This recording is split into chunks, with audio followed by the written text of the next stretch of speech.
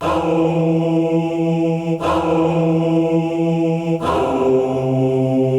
mañana del 27 de octubre de 1810, arribamos a San Felipe del Progreso.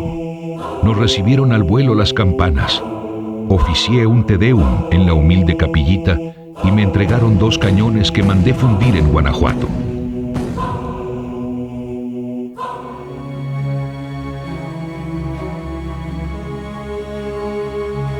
San Felipe del Obraje vio nacer al fiero Alberto Garduño, el Hércules insurgente que pelearía por la causa al mando de los hermanos Rayón. La improvisada orbe continuó su paso sutil e inexorable hacia la muerte. Pasa también por la hacienda de la Jordana, por Jocotitlán, después ya llega a las márgenes del Lerma, finalmente ya arriba a Toluca el 28 de octubre de 1810. Allí es recibido por varios criollos.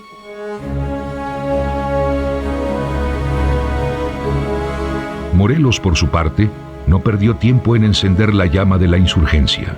Después de nuestra charla, en tan solo una semana, logró reunir 3,000 hombres, y el 25 de octubre de 1810 inició la primera de sus 5 campañas.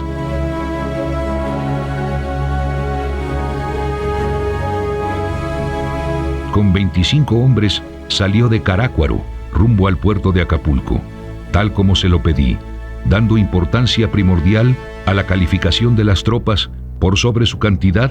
Prefería contar con pocos soldados, siempre que fueran disciplinados y competentes para el combate, criterio que definió la composición del ejército para la insurrección del sur. Y es una estrategia que va a utilizar y que va a conocer muy bien en este momento Morelos. O sea, que es el segundo movimiento que podamos decir en la Guerra de Independencia y que lo puede hacer directamente. Y entonces por ahí van a entrar hacia todo lo que es pues la parte suriana, todo lo que es. Además, bueno, estos movimientos se van a hacer en el momento en que hay alimento por ahí, o sea, en donde pueden cosechar algo de maíz, en donde pueden comer y el ejército no tiene que cargar los alimentos. No estamos hablando de un ejército donde le lleguen en paracaídas los alimentos, sino un ejército en donde tiene que abastecerse de lo que hay en el medio ambiente o que se tiene ahí en el medio ambiente.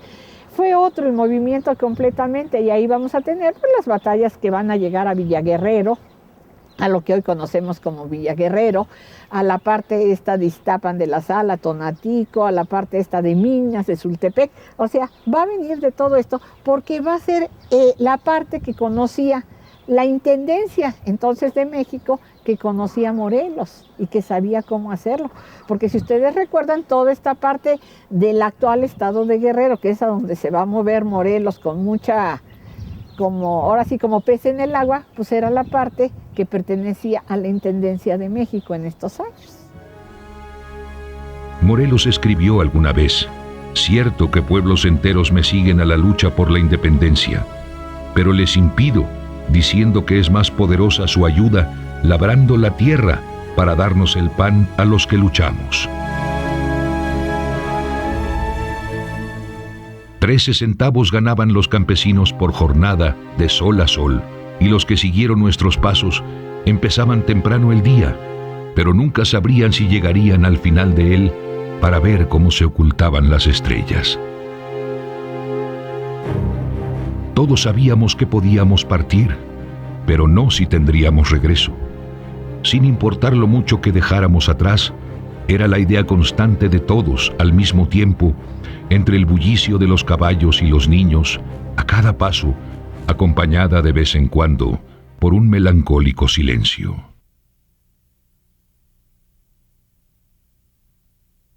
Sin dinero no hay guerra, como ustedes saben. Y la guerra es un gran aliciente económico para crear. Si un día pudiéramos diseccionar una nación para estudiarla, como lo hace uno con las ranas, seguro veríamos que su corazón es la ley, que le rige con justicia y libertad. El Congreso sería su boca, y su líder, el cerebro, que dirige todos sus pasos. Pero indudablemente, el comercio sería su sangre. Por casi 300 años, la sangre de nuestra tierra estuvo inmóvil hasta 1765, cuando la corona decretó la libertad de comercio entre España y América, medida que se aplicó 24 años después.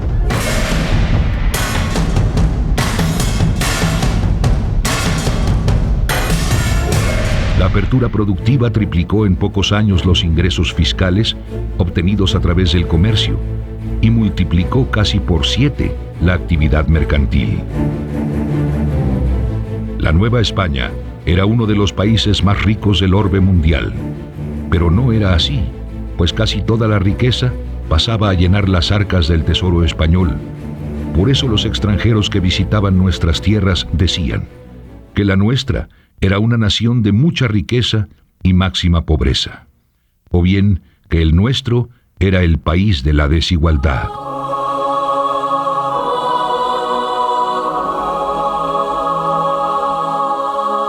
El Valle de Toluca, un inmenso granero, se consideraba extendido desde las llanuras que rodean a Tlacomulco, a través de las cuales corría el viejo camino colonial para las minas de Agangueo y Tlalpujagua hasta Metepec.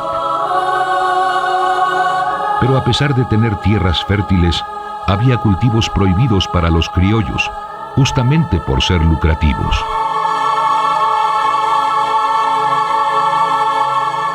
Estaba el clamor por la libertad de comercio, es decir, España implantó el monopolio en las colonias y no podía, por ejemplo, Nueva España comerciar con Perú o con Venezuela o, en fin, ¿no? Había un monopolio español. Además, estaban prohibidos varios cultivos, señaladamente el del vino, el de la vid, y había también el monopolio del tabaco por parte de los funcionarios españoles, que eran ramos pues, muy productivos. Claro que había gente que obviaba las prohibiciones y a veces lo hacían clandestinamente, pero no se podía hacer de manera general. Estos rumbos obligadamente recorría don Miguel Sánchez, desde Querétaro y Huichapan hasta la Huasteca. Hábil para la gente, don Miguel era agricultor y comerciante. Por sus constantes viajes, algunos de los conspiradores de Querétaro le encargaban llevarme cartas, o a los generales Allende o Aldama, de manera que estaba enterado de los planes insurgentes. Iniciada la lucha, se presentó ante mí y lo nombré brigadier. Pronto sus acciones incitaron a la rebelión en la hacienda de los agustinos en San Nicolás, Michoacán, y de ahí, con el grupo de indígenas que pudo reunir, principalmente del territorio Mazahua, ocupó Huichapan. En ese lugar se le unió Julián Villagrán y su hijo José María, conocido como El Chito, además del párroco del pueblo, José Julián Teodoro González. Juntos llegaron a incursionar hasta Tlalnepantla, combinando sus movimientos con los del grupo que yo encabezaba. Sitiaron Querétaro el 30 de octubre, el mismo día que mi tropa y yo llegaríamos a Lerma. Ellos entraban a las poblaciones y se incautaban de lo que podían, ¿no? Pues los que pagaron el pato fueron abarroteros, fueron también campesinos, porque llegaban también a comunidades campesinas y se comían los guajolotes, se comían los puercos. Entonces, pues, la principal aportación del Estado de México, no solo a la guerra de independencia, sino a todos los movimientos armados que han pasado por esta región, pues es servir como granero, como fuente de abastecimiento de alimentos, aparte de tropa, porque muchas veces se aplicaba el sistema de leva y eran jóvenes campesinos los que eran llevados a combatir en estas luchas, ¿no? Los que podían, pues se birlaban una dama, ¿no? También los padres de familia escondían a sus hijas para que no cayeran en manos de la multitud hambrienta, sedienta. Y obviamente, pues cuando tomaban una población, pues, se iban sobre los víveres, ¿no? Los jamones, los encurtidos, los quesos y obviamente el dinero.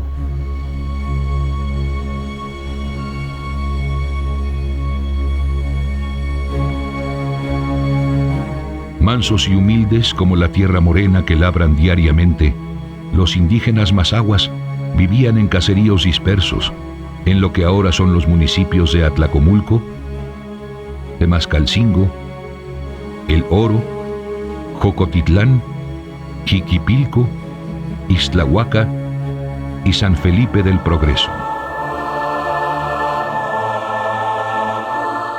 En contraste con sus campos lucrativos, fue una región muy pobre, donde a pesar de lo mucho que trabajaran, solo podían aspirar a siervos de las haciendas como La Jordana, Basoco o Tixmandene.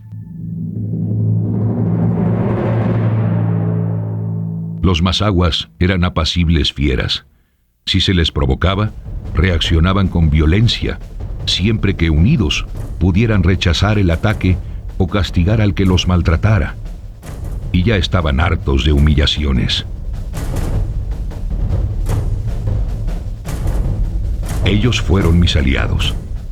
Temerosa llegó la comitiva poniéndose a mi disposición y celebramos en grande en San Felipe del Obraje, y al poco llegó un muchacho jadeando. Me dijo: «Padre, por ahí de lejos se ve harto polvo y caballos y soldados. Dice mi tata que son 34 infantes de donde se acantonó el teniente coronel de los realistas, Agustín de Iturbide, para hacerles frente».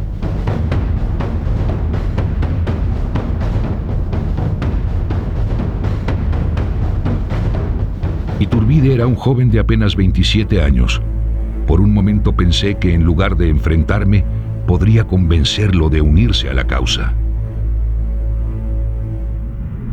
Así que envié un embajador para ofrecerle el grado más alto, de teniente general del ejército insurgente.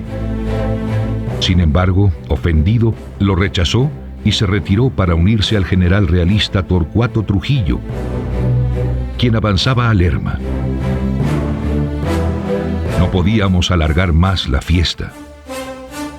Era momento de seguir nuestro camino. El general Calleja pensaba sitiarme pronto.